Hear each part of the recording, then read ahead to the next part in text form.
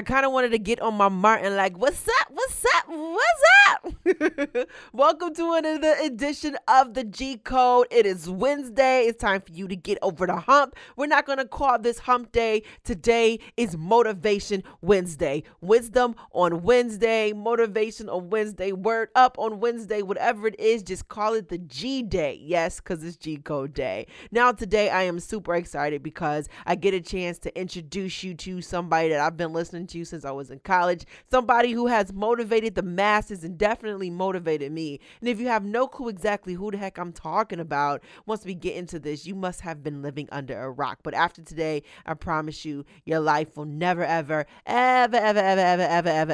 be the same. Now, if you have been an avid listener to the G Code, I appreciate you for tuning in yet again. I want you to know I love you with the love of the Lord. Yes, I do. And I so appreciate the fact that you come here each and every week and allow me to help you get over the hump. Now, if you have yet to do so, please make sure you subscribe to us on iTunes. That means if you have an iPhone, you can find us in the podcast app. If you have any kind of device, Apple device, and if you don't, you could definitely find us on SoundCloud, soundcloud.com. You can subscribe to us there. There is also an app for that. You can find it in your Google Play or in your App Store, and also on YouTube channel. Mine's is ADRI.V, the Go Getter, and you can find it with using the G Code. Okay, so make sure you subscribe to us right now. Encourage someone else to listen, and also leave a review. Let me know how much you enjoyed this and if this has touched you in any kind of way. But nonetheless, it's time for us to get into the G Code with a man I call my uncle in my head, and he allowed me to call him Uncle E. He is known as E.T. the hip hop preacher, but to me, he is now the doctor, the good Reverend Dr. Thomas, that is. So if you're ready for it, my go-getters, welcome to the G Code.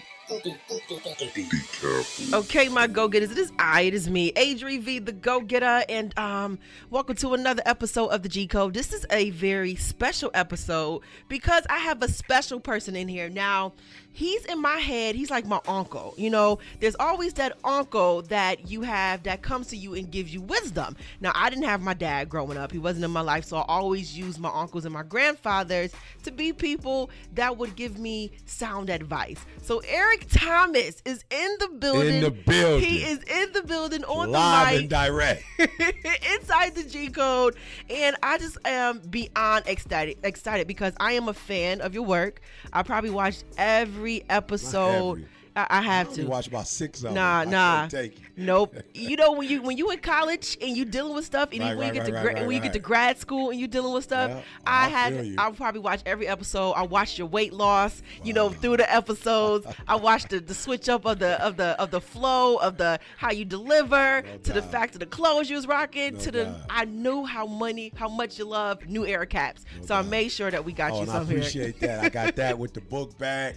Buff City, what it do? He is in the building. Now, you were here. Why were you here in Buffalo? Give us a snippet. I got a chance to see you in action at one of the schools. What is your purpose of being here? We already know there's Eric Thomas Day. We did a big summit with you when you was here before. Absolutely. And I'm so happy that you came back because so many times our mayor, right? Love mayor, my man Byron Brown. Yeah. That's my man B in my head.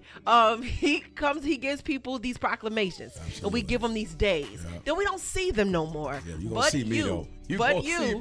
But you came back, and you are back. Not only, you hit one school, but you hit 2 schools in one day. Absolutely. Then you're going to be doing another one. So what was your purpose of coming back this week? Don't forget the detention center. Absolutely. Yeah, we went by there and showed them some love today. But really, man, I'm the modern day, Harriet Tubman. I go to prepare a place for you.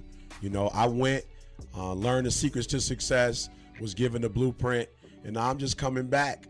Telling other people, man, hey, it's real. It's freedom out there. There's a bridge. Let's cross this bridge together. And you got options. So I was here hitting all 3 of those institutions because I wanted those kids to know, man, it's a lot of us love you. A lot of us believe in you. Absolutely. And a lot of us are going to support you to help you to get from where you are to where you need to be. And that's really what it's about. And, you know, for those who may not know you, they lost their mind living under a rock. I don't know how you wouldn't know who Eric Thomas is. And I love the effect that people have when they saw you walking in, like they just pointing their finger like, that's the hip hop preacher. Like, that's him. Like, yo, you saved my life. And I love that effect. And I love seeing that. You know, for those who have no clue who you are, but they're going to learn today, you know, who is Eric Thomas? Who is E.T., the hip hop preacher? Yeah, you know, I'm a failure, man. You know, I'm somebody who, you know, unfortunately, like you said, my father wasn't in my life, and I was young. So when you don't have that support, I made a lot of bad decisions. But I'm a dude that fell forward. You know what I'm saying? I'm a dude that I made better mistakes. You know what I'm saying? Like, I made better mistakes. I failed English once with an F, the second time with a D, you know what I'm saying? The third time with a C. You know, so I've learned from my mistakes. And I just want to be a voice to this generation, because oftentimes people say these kids don't want nothing. They don't want to do what's right, but they'll listen to the videos and make changes. So they do, but they just want it from somebody they feel that loves them, that cares for them, you know, that believes in them, that's been where they've been, not talking down to them, absolutely, you know, but speaking, you know, their language and setting a bar. Like, don't get it twisted. I'm not telling them you can stay where you are. You know, I've been blessed. You know, God found me where I was, but was like, I'm not going to keep you there. I'm challenging you to be greater. So I just want to challenge them also to be greater and to do what they've been called to do. No judgment, you know, no put down, but yep, we got a standard, and you are great. You were born to be great, and we're going to push you to greatness, and we're not going to settle for mediocrity. We're not going to settle for average. We will push you whether you want to be pushed or not, and then one day you'll thank us for pushing you. And I love that, because, you know, you're a neighborhood hope pusher. I'll say that. I love it. You know, a neighborhood hope pusher. And I know for me, and like you hit it right there on the head, you know, reaching them where they are and then elevating them. And so many times you come in and people are talking and you're talking a whole nother language. I don't even know that in the vocabulary. Absolutely. So I don't understand you. But you came in, you know, dressing like us, with the caps on like us, and saying, yo, what up? Come on. It's your man. You know, E.T. Yeah. And you made us realize, yo, he's just like us. And for me, what really resonated with me, because like I shared before, you know, I grew up my single parent home. My father wasn't there because of drugs. And for me, I used that as a fuel to go forward.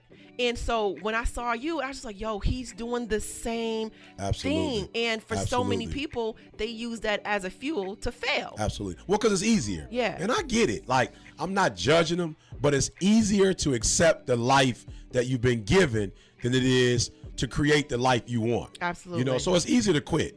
It's easy to give up. It's easier to give in. Like, that's the easy thing to do. But I just want to challenge people. Look, I say this all the time, that a diamond is made under extreme pressure, under extreme heat, and then it's cut. So if a diamond is made under pressure and I'm a diamond, then I have to go through extreme pressure. Yes. I've got to go through extreme heat. Then I got to get cut. But after I go through that, what most people don't realize is that a diamond cannot be broken once it goes through the process. Absolutely. So all we got to do is go through the process, trust the process, don't rush the process. And if you can get through the process and get on the other side of it, you will not be able to be broken, and you will be valuable, you know, beyond measure. So I get it. It's easier to quit. It's easier to give up. It's easier to give in. But listen to me. You're going to feel pain anyway. It's either the pain of regret or it's the pain of discipline. And so since you got to go through pain anyway, I'd rather go through the pain of discipline, because at the end of discipline is a reward. At the end of regret, that's exactly what it is, regret. Absolutely. And, you know, there are some regrets that people have to live with. And when you do have those regrets, were there ever a time where you have some regrets that you like, you know what, I got to live with that, and decide to either change that for the future, you know, similar to the story that you shared with your own children? Yeah, I'll be honest, though. There's nothing I regret, because every mistake I learned from, and it elevated me and took me to where I am. So regret is just when you get stuck, when you're stagnant, when you're not growing. And that's why it's regret, because you are not where you want to be. I don't regret dropping out of high school because I got a PhD. Right. I don't regret being homeless because I'm a homeowner. You know what I'm saying? I don't regret that my father wasn't in my life, because my relationship with my children is that much stronger because he wasn't there. So there are no regrets, because I didn't make excuses. I made adjustments. So the only people who have regrets are those people who are living in the past, who coulda, woulda, shoulda, and they've never done. So if you learn from your mistakes and you use your mistakes to fuel you toward greatness, you're not going to have any regrets. And, just to even touch on, like you just said, my father not being there Absolutely. made me the better father Absolutely. I am. And, sometimes as a kid, I struggle with that. Yep. I struggle with the fact like, why isn't he here? What was it about me? How did you handle that? How were you able to even cope with that and even get over it at some point? Yeah, you know what? I realized that I was a royal priesthood. I realized I was a chosen generation. And I realized that he missed out. Yes. Like, he missed out for not being there for me. Like, I didn't lose. He lost. And I realized that him not being in my life wasn't personal. He had his own demons. He had his own personal struggles. So it didn't have anything to do with I wasn't a good enough person and what did I do and why didn't he love me? No, he had his own demons. He had his own things that he was going through. So it had nothing to do with me. But here's the thing. Mm-hmm. There was pain as a result of him not being there, and I wasn't going to pass that pain to the next generation. I knew what the pain was. Right. I knew what the hurt was. So Gandhi said that you are a worse creature if you do to your enemy what your enemy does to you. You're worse because you know better. Right. You have a different standard. And so for me, it was like, my man wasn't there. My kids will not know what it's like not to have a father in their life. They will not know what it's like not to have somebody support you, to be there for your prom, to be there, right. When you get your license, to be there when you ride your bike. My kids will not know what that feels like. And that just became my motivation. So listen to me closely. Where your focus goes, your energy flows. All right? Where your focus goes, your energy flows. So if you focus on the negative, why weren't they there? Then that's where your energy is going to go, in negative. But if you focus on, I'm going to break the cycle, I'm going to change, then that's where your energy is going to go. And look, he did not deserve my energy. He does not deserve. He wasn't there for me when I was growing up. He does not deserve my energy. My children deserve my energy. My children deserve my passion. So we just going to flip the switch and not get caught up in what wasn't, and we're going to create what was not there. And I love that. Your energy goes, wait, you said that one more time. Yep. Where your focus goes, your energy flows. And speaking of focus, being out of school for a long period of time, we know your story. 4 years to get a 4-year degree to get it took 12 years. Yep, that's it. What was your financial aid like? Like, how did you That's been a question in my head. I've never heard, nobody's even asking me about my financial aid. I said, wait a minute, because when I was in college, I did 4 years. I was in EOP, so they grant you 5. Yeah. So after that, they looking at you like, what you gonna do? Yeah. So let me tell you something. We would be here. We'd be here forever. But I'll be honest with you. Mm-hmm. When I came back to the university and got serious, and I was not supposed to tell this story until I graduated, but it was just divine intervention. Yes. I was driving up the road on the campus, saw the president of the university. Someone was supposed to pick him up and take him to his car, and never came. And I picked him up and took him, and he gave me a scholarship the remaining 3 years while I was at that university. He told me, don't you ever tell anybody, because I had a 1.7 GPA at the time. But I taught. This is why giving is so important. With the same measure you give is going to be met till you press down, shaking together, running over. I gave his son, the best years of my life in terms of a teacher, and helped turn his son around. And his wife had a dream and said, you need to take care of this kid, help him to get back in school. So the last 2 or 3 years, I got a scholarship. I didn't pay. They gave me a job working as a recruiter, for the campus. Then I went to Michigan State on a fellowship. And then because I worked at the university when I got my PhD, that was free. So divine intervention, grace is how I paid for school. And by the grace of God, I paid my student loan off about a year or so ago. So, so it all worked itself out. I can't wait till I'm able to say that. I can't wait. It's coming, girl. Wait on it. It's coming. I'm waiting because timing is everything, obviously, especially with you having that divine intervention of picking him up like that. And, that is really what it's about. And just speaking of your doctorate, you are now Dr. Thomas. Wow. I felt like I got the degree when you got your degree. We all did, right? I was like, we made it. We all did, right?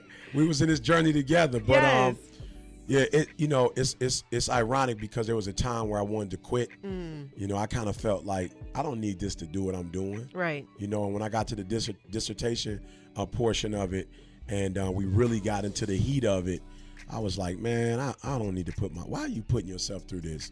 And I'm gonna tell you what made me keep going outside of my mama. I was trying to put a video together in my head to tell the kids that I quit without saying I quit. Wow. I remember when your homeboy was like, shut it down. We're not doing nothing else until you finish this degree. And I promise you, I just was like, man, I don't know. Like, why am I doing this? Like, I'm not going to be a professor. I just don't know why I'm doing it, and I just felt you're doing this for all those kids in the world who think they can't accomplish. And I couldn't say I quit. Like, I was trying to tell them I quit, but I don't quit. Like, I quit because it's the PhD, but don't you quit. Yeah. Because yours is just high school or yours is just college. So I did quit, but I quit after and I couldn't come up with, I quit. I just couldn't do it because every time I would travel, I promise you, the last 4 years before I got it, whenever I would go to a school, college, high school, whatever, the kids would always ask me, how's the PhD coming? Right. How's the PhD coming? And I just wanted to be finished with that pressure. I wanted to be finished with that accountability, and just be like, look, I'm not doing it no more, but I just couldn't find a way to quit.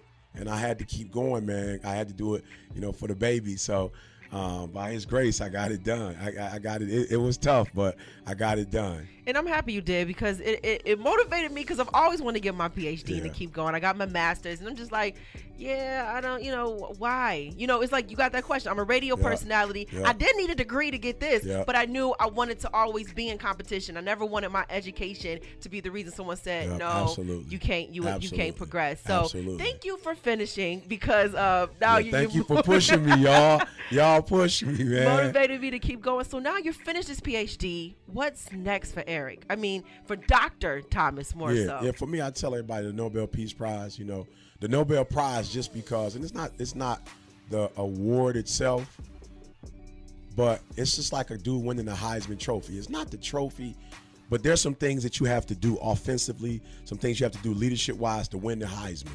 And to win the Nobel Prize, you know how many people I'm going to have to bless, how many people I'm going to have to touch. So every city I go to, I'm looking for a way to bless somebody. Right. Every day I wake up, I'm looking, who can I bless? Because I already know, like, let's just say I might have to bless 2.8 million people to get the Nobel Prize, 4.9 million people. So for me, it's that goal that is going to take me a long time, and then it's a character goal. Like Mother Teresa, Nelson Mandela, Martin Luther King, Jimmy Carter, Obama, has one, Desmond Tutu. Like, when you think about the all-star cast, the people that have them, Einstein, Nobel Prize, it's like, how long is it going to take me to do that? Right. And so I'm finished with the master's, finished with the PhD, wrote the book, whatever. What's next? This is giving me a goal to wake up to. It's giving me something to aspire to, and saying, here's the benchmarks. You got to do X, Y, and Z to make those happen. So that's what's hopefully next. Hopefully a movie. I mean, I see it. I definitely see the movie. Yeah, we could do a movie. You got an album out. We got the album out. And what was it like putting that together? Here's the crazy part. Like, that's just CJ. Yeah. So I have anything to do with. I don't have anything to do with it, and they usually don't let me hear it to the end.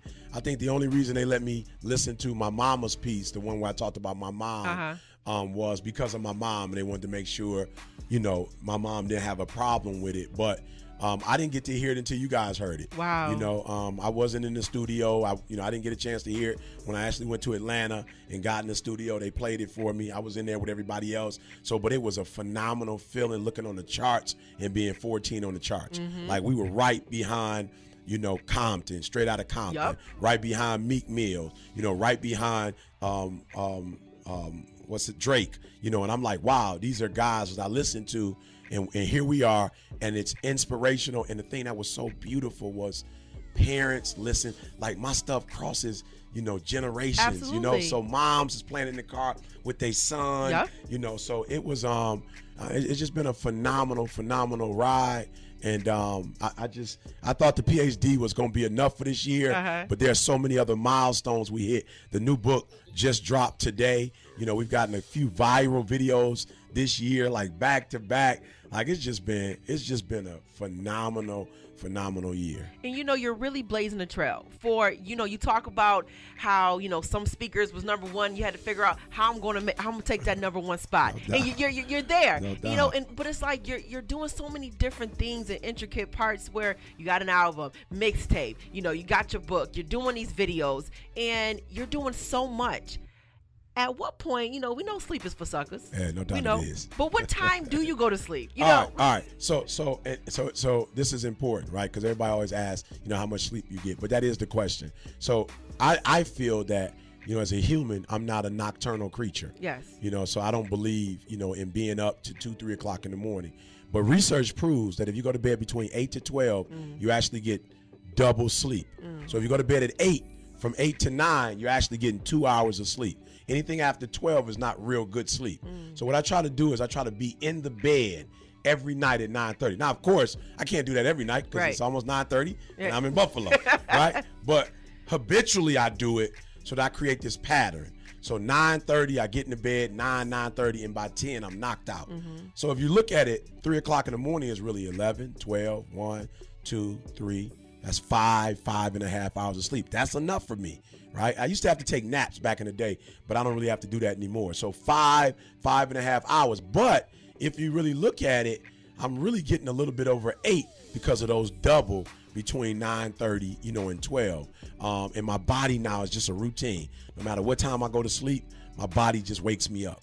3 o'clock. I've been getting up at 2 lately. If you've been watching me on Instagram, Twitter, been like 2:30ish. But I get your app alerts. I'm like, my goodness. I'm up doing it, man. I'm up doing it. So if you're getting up at 3, by 8 o'clock, you're putting in 5 hours. So even if you're not the smartest, the most intelligent, speed kills. Speed kills. Not just in football, not just in basketball. Speed kills. Not just in soccer. Speed kills, in life. So if you wake up 4 or 5 hours before everybody else and get to work, and by the time they get up, do their little coffee, read their newspaper, it's 9 o'clock. I've already put 6 hours in. You already outbeating the next person. I beat them, man. I beat them. So 3 o'clock, I wake up, try to go to bed 9:30, 10 every single night.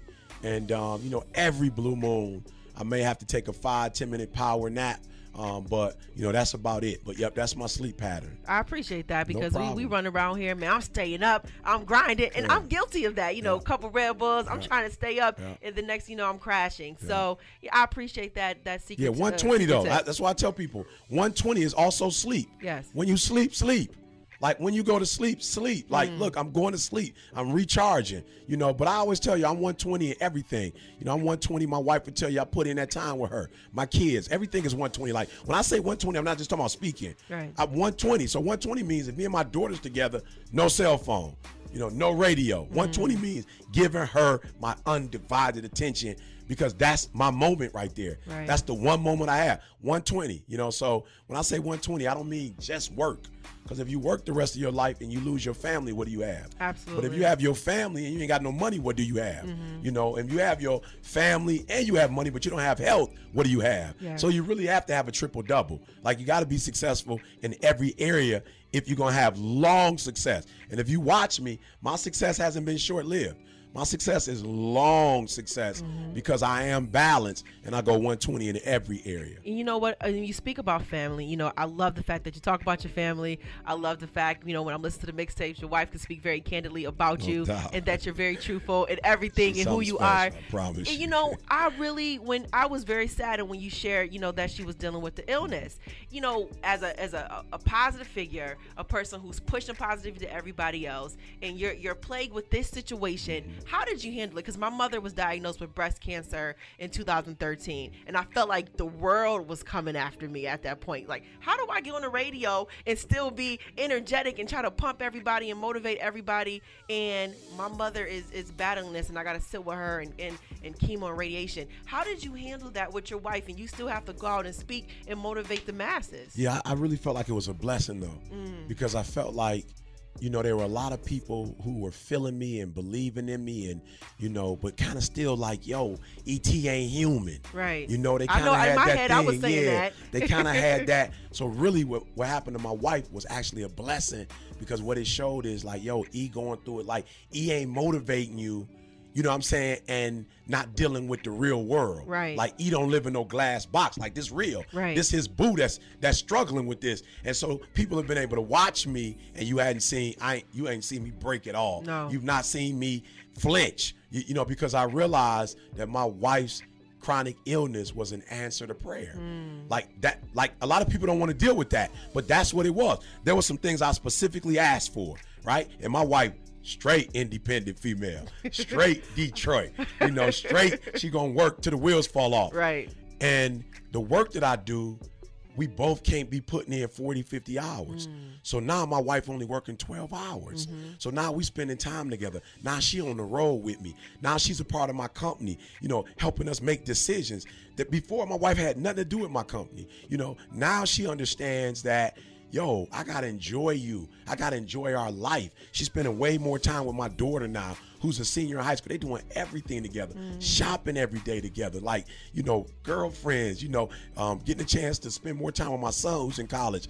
And so it's almost like she worshiped this world of working and was possibly missing out on her family for the grind. Right. And this has placed her exactly where, you know, I always wanted us to be, you know, and I told her, you should not die, but live. Yes. This is not going to stop you. This is going to make you better, you know. So it's only made her stronger. You know, we've been blessed as a family as a result of it. Everybody that knows her knows that she's a new creature. You know, she was always private. She never really reached out to people. She's reaching out now. Wow. She's at my conferences speaking a little bit now. She's on my conference calls talking. Man, I'm telling you, it may sound crazy, but this is the best blessing that's ever happened to us. We spend more time together. We travel more. We work. We eat lunch every day together. We're worshiping more than we ever worshiped before. Like, I know it sounds crazy, but this what was supposed to be a curse turned out to be one of the biggest blessings that ever happened in our lives. You know, in my head, she's like Aunt Didi, you know, because you Uncle E, right? No and, doubt. you know, No you doubt. speak about marriage, and I love when you talk about how, you know, you iron her clothes, you know, because in your head, it's a competition, right? You know, what are some words, you know, you can share when it comes to marriage? Because you've been married for a long time. 25 years. You've been with her for a long time. No you know, doubt. you shared the story how she was like, look, I'm going to college. I don't know about you. You better get it together or it's going to be over. And she really has this love for you. So, you know, when it comes to marriage, you know, what is of having so much, I'll say, wisdom in it and being able to be in it? What are some advice to young married couples, to couples period, about marriage when you have two individuals, you know, working together, you know, and just really chasing a dream and looking to turn things into a reality? Yeah, no doubt. First thing I would say is, like, marriage is the biggest thing that, you know, in our lives that could ever happen to those of us who get married. But here's the strange part. We study everything else. We go to school for psychology. We go to school, you know, to learn how to play basketball or football. Like, we pay money to learn how to play the piano, to speak a second language. Marriage is the only thing that we go into dumb. Marriage is the only thing we go into not prepared. Right. And I think that's the biggest advice I would give people. Like, yo, being single and being married is two different things. Like, how you gonna go into a marriage and be with somebody for the rest of your life? No counseling. No premarital counseling. You're not getting counsel in the marriage. And most people wait till their marriage is about to be dissolved before they come to me and ask for help. I'm like, come on. It's like, you're like 0-16. I can't help you. I can't get you to the playoffs. The season is over with. You know, so that's the first advice I would give. Invest in it. You know, go to marriage retreats. Get on these cruises where they're talking about marriage. Buy the marriage books. You know, go to people who've been married longer than you've been married in every state. Go to those that have been married for 5 years, 10 years, 20 years. But, like, stop going into marriage blind and just thinking like it's going to work itself out. No, you got two selfish people. Two people who are trying to do their own thing, who going in two different directions, but call themselves being married. That's not a marriage. But you don't know. Imagine a quarterback going into the NFL and never getting trained on how to be a quarterback. It's not going to work. He's not going to be successful. So that's the first thing I would say. Spend 30 minutes at least a day learning something about marriage, right? Learning about marriage. You know, number two, I would just say my trick is most men fail because they hunt. They're hunters, and they hunt their spouse down, and they hunt them to get married. And then once they get married, they stop hunting. it's like it's over. It's like I won. I got it. Right. You know, and my thing is I'm trying to find, like I'm hunting every day. I'm trying to find a hunt in a hunt. You know what I'm saying? I'm trying to make her feel like we did when we were 16. Right. I'm trying to text her and make her feel a certain kind of way. You know, because here's the deal. It's easier to catch something once. Right. Anybody can like get somebody and make them feel a certain kind of way. But can you make your wife smile and be all giddy and geeked up with you with bills, right, with children, with an illness? Like, it ain't nothing to do when that person don't know you, you don't know that person. It's not hard to win them over. But can you win somebody over when their mama got cancer? Can you win somebody over when their whole life has been turned upside down? Can you keep them smiling? You understand what I'm saying? So for me, it's a hunt within a hunt. I'm trying to keep that smile on her face. I'm trying to keep her excited. So, yep, I bought her a car. So I ain't finished now. So now I bought her mama a car. Right. Right? Now I'm trying to get her grandma, you know, your auntie need a car. You know what I'm saying? Like, I'm just trying to do stuff, and I'm not playing. When I bought her mom that car, I promise you, like, our relationship went to a whole other level, because it was like, yo, when my mom had to go through chemo and I couldn't be there every time because I had to work, you were there for her. You know, when, you know, my mama needed a car, you not only bought it, but you took her to the dealership. You helped her with the paperwork. So I'm trying to hunt in the hunt, and then I'm trying to show my daughter what it looked like, so that my daughter won't have to practice, but she'll say, I remember what that looked like, and do exactly what. Then I would say, get around other happy couples, man. Like, get around other people who are excited about marriage, other people who are doing something in their marriage. Get around them, because it's going to be easier. You ever worked out by yourself? It's hard. You ever worked out with an accountability group? Oh, it's way easy when everybody. But if I'm running by myself and my mind say stop, I'm going to stop. Right. But if I'm running and I look at my boy and my boy's still going, I'm like, oh, I don't want to be embarrassed. Right. Let me keep going. Me and my boy the same age. So my last one will be get with other couples that are healthy, spend time with other couples, you know, pick up some of their strategies, you know. But man, those cruises, take those cruises for real. Take those vacations, you know, and it could be a staycation. Y'all could just go up the street and get a hotel together, you know. But invest in each other, because at the end of the day, I don't care what you have. If you don't have each other, imagine being the best at what you do and going home alone. You know what? So what? You the best. There's nobody there to greet you when you come home. You know, so take care of your spouse. I would just say, fight to love on each other. Fight to do the best. Say, I'm better than you. I've served better than you. I cook better than you. I do everything better than you. And let that person fight to do everything better than you. And at the end of the day, y'all fighting for greatness. Y'all gonna be on one accord. And we see what happens in the world when two people get on one accord.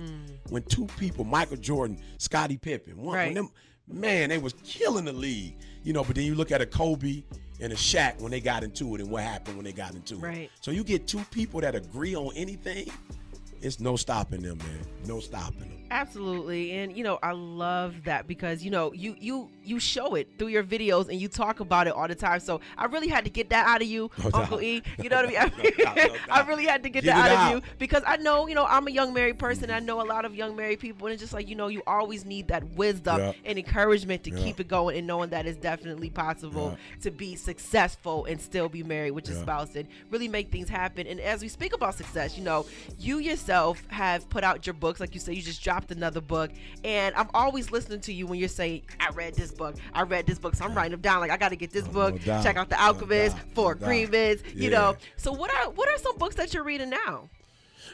So let me do this. I'm gonna go back and then come forward. Okay. So, you know, because some people are gonna be like, I'm getting that book, but I'm 20 years in the game, so you may not want to start, you know, off on steak. You might want to get a little meat, a little milk. But I will say my first one, you know, to my young people that really don't like to read, Dennis Kimbrough's Daily Affirmation for African American Success. It is a 30-second to 60-second read, but the nuggets will change your life. All right, gotta get it. Also, for those of you who don't like to read a lot, Who Moved My Cheese? Something you could get through real easy, but an excellent, you know, book. Then I'm going to my classics, Think and Grow Rich, you know, classic. I'm going with The Richest Man in Babylon. You know, this is just some self-help stuff. The Greatest Salesman in the World, Og Mandino. You know, just some basic stuff. For those of you who are a little deeper, we're going to go with any of John Maxwell's books. Then we're going to go with Stephen Covey's The Speed of Trust, phenomenal read for those of you in business and trying to take your game, you know what I'm saying, to the next level. And I never used to do this, but my boys used to get on me like, what about our stuff? Right. You know, so I'm not, really into that. But for those of you who don't like to read, The Secret to Success, but my newest one that's coming out, oh, man, Average Skill, Phenomenal Will. Man, you got to get that, because for those of you who think just because you didn't grow up on a certain side of town that you don't have the ability to live on that side of town now. Not only can you live on that side of town, you can own property on that side of town. You can get Boardwalk Park Place if you want to. You can get Tennessee, State in New York Ave. Like, you can get Park Place. You can get it all everything. You can have it all. So I do, encourage you to read. Readers are leaders. If you can get your hands on anything from Steve Jobs, if you can get your hands on anything from Warren Buffett, these are giants in the game of finances. So study them, and remember, all you have to do is know the traits. That's all you got to do. What are the traits to success? You just have to know them, and then you start knocking them off one at a time, and you're going to wake up, man, and be like, how in the world did I get here? Wow. All right, so those are just a couple of the books that I would recommend. And then Pilgrim's Progress is another book that it's one of the first books I read, Pilgrim's Progress. So if you get an opportunity to read that, and that's it. Keep your library going. Don't spend all your money on shoes and clothes. Right. Make sure you spend your money on books. And if you spend your money on books, you have a lot of money for shoes and clothes. I love that combination. And, speaking of the books, you talked about how, you read so much. So therefore, when you're able to deliver, your stuff is fresh. Yeah. So what are some other words of advice? We talked about marriage to young speakers who want to motivate the masses and be a motivational speaker. Man, the first thing I would say is, time, man. Time. Take your time. There's a song, take your time, young man. Mama used to say. Because what happens is, once the house is built, you cannot go back and rebuild a foundation. That's rich. You cannot. So I always tell cats, take your time, and just know that if it takes you 5 years or 7 years, you can tear these walls down. It's cheap. You know what I'm saying? These are not brick walls. You could tear these walls down and you can rebuild these walls. But the foundation, this building might be about, 20, 30 stories high. You cannot rebuild a structure. You cannot rebuild a foundation. You can put in different lights. Right. You know what I'm saying? You can put different floor, carpet, wood, whatever. But the foundation cannot be rebuilt. So take your time. Number two, know what your gift is. I'm not trying to be like Tony Robbins. I'm not trying to be like Les Brown. I'm not trying to be like Zig Ziglar. I do understand that there are elements that I have to have that they have because we're all speakers. Right. But I am uniquely crafted, uniquely made, and so I gotta be E.T. So I just want to say, be yourself. I see a lot of kids like, what up? It's your boy Point Dexter. I'm like, I promise you, Point Dexter, you are not gonna blow up being E.T. Right. You're not gonna blow up being me, because you're gonna be competing with me. Absolutely. If you're trying to be me. So if you're yourself, nobody can compete with you because you're being yourself. Number three, I would say, man, grind so hard that you become a guru. I got NFL calling me. I just had a talk show today that reached out to us. People see me as the guru. Like, nobody thinks this dude is the most intellectual scholar that ever walked the earth. But when you talk passion, right? When you talk about passion, because you see it. When you talk delivery, when you talk about connecting with the souls of people, that's my thing. And I'm not trying to be intellectual. I'm not trying to take that. I'm trying to be the best ET. But when you grind, and be yourself, one day you're going to wake up a guru in something. And when people think basketball, you think Michael Jordan. Tennis, you think Serena Williams. So you grind long enough to people know exactly who you are and what you do. And stay humble. Stay humble. So key. Stay humble and stay on the grind. I'm telling you, your day is coming. And that's what it's all about. Now, before we get out of here, E, I know we're all about education. I know you're definitely all about education. Oh, for sure. And what are some words we need to say, to some of our teens, our young people, to really ensure that they are all about getting that education? Hey, I say this. You want options. You want options. When I was a high school dropout, McDonald's, Burger King, Wendy's. Come on. When I was a high school dropout, McDonald's, Burger King, Wendy's. I'm not saying there's anything wrong with those jobs, but I didn't have options. When I got my degree, I had options. I'm not even saying you have to take the options, but it feels good to have the options. Yes. And with each degree, the 4-year degree, I was able to teach in schools. The master's degree, I was able to start working at the university. The PhD, I could be a professor. You know, it's just so many different things I could do. I could lecture. I could be a consultant. Options. And I can determine how much money I want to make.